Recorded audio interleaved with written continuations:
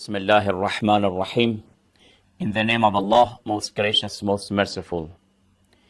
We are talking about the uprising of Imam Hussein alayhi salam and the objectives of his uprising. One of the objectives that we said Imam Hussein alayhi salam was following it was to establish the Islamic government. This is something that we can deduce it from the sayings of Imam Hussein alayhi salatu wasalam, and it is in fact one of the beliefs and ideology of Islam. All prophets, all divine leaders have tried to establish the Islamic government. Some of them or few of them have been successful, and maybe many of them failed, but this was something that nobody can deny it. Those who are very familiar with the teachings of Islam, they know that Islam is not a secular religion. Islam is a religion which applies to all aspects of the life of mankind, political aspect, economical aspect, social aspect. So Islam has verdicts for all aspects of the life. Imam Hussein alayhi salam had this intention to establish the government. Now the question is that, did he know that he will be killed or not? If we say he did not know, we have challenged his knowledge. And we already said that he had a divine knowledge. If we say that he knew that he will be killed, then the idea of establishment of Islamic government shall be challenged for a person who knows that he will be killed. And this is why that since some of the writers and thinkers could not compromise between these two issues, they have gone astray and they have said that Imam did not know that he will be killed. And some of them have said that no, Imam did not want to establish the government. But both opinions and ideas are not correct. None of them. According to the many scholars and the teachings of Islam, Imam alayhi salam knew that he will be killed.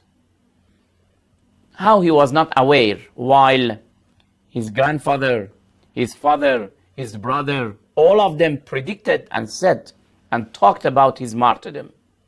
Even many companions were aware that Imam Hussein alayhi salam shall be killed in the desert of Karbala. So he himself, he did not know. Of course he knew. He was well aware of that. And in the course of this uprising, in different situations, he gave this news to his companions that I will be killed. And also he had this intention to establish the government. But how can we solve this matter? The key matter is in this sentence, that sometimes the result and conclusion is important. Sometimes to do your responsibility is important. From the Islamic point of view, a believer always must try to do his responsibility, his duty at the time, whether he reaches to the conclusion or not. To reach to the aims and goals is very important, but that is not, in fact, the main cause of our activities. When we want to do something or not to do something, we should think and find what is our responsibility for the time being. We have to find it, recognize it. After we recognized that what is our responsibility, then we have to go ahead, even if we fail and we don't reach to the aims and objectives. This is the ideology of Islam. This is what Islam is teaching any believer, that you mustn't look whether you will reach to the aim or not. What is important is that for the time being, now, what you are doing is exactly in accordance with your responsibility. In the Holy Quran, we have a verse which says in the chapter 9, Surah At-Tawbah, verse 52, قُلْ هَلْ تَرَبَّصُونَ بِنَا إِلَّا إِحْدَى الْحُسْنَيَيْنِ say, can you expect for us any fate other than one of the two glorious things, martyrdom or victory? This is the motto of all believers who were attending the wars. Why non-believers cannot solve this problem, that why a Muslim believer goes to the battlefront and he knows that he will be killed, but he fight? What is his motive which does not prevent him to be killed? According to this verse, all believers say that either we will win, we achieve victory, it's very good. If we don't achieve the victory and we will not become victorious, we will be killed. But still we have achieved another salvation, and that is martyrdom for the sake of Allah.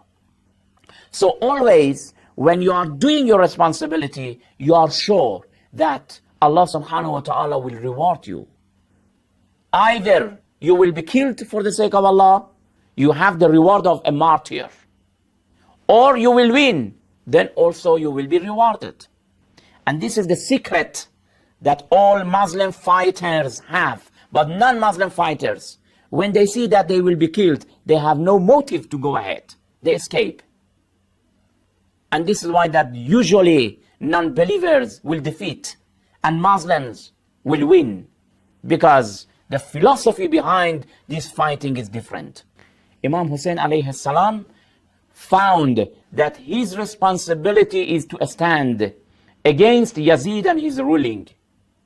That was his responsibility at that time. And also he wanted to establish government, even though he failed. He failed. But you know that with his martyrdom, he prepared the situation for that aim and objective.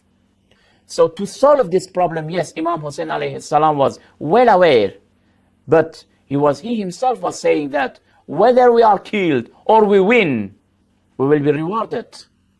This is one of the saying of Imam Hussein alayhi salam. He said, أرجو أن يكون خيرا ما أراد الله بنا قتلنا أم ظفرنا.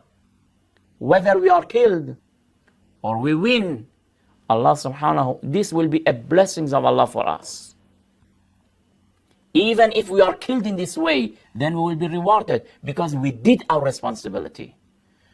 Unfortunately, some of the people who want to escape the responsibility, they say that, no, the aim is not accessible. We can't achieve those objectives.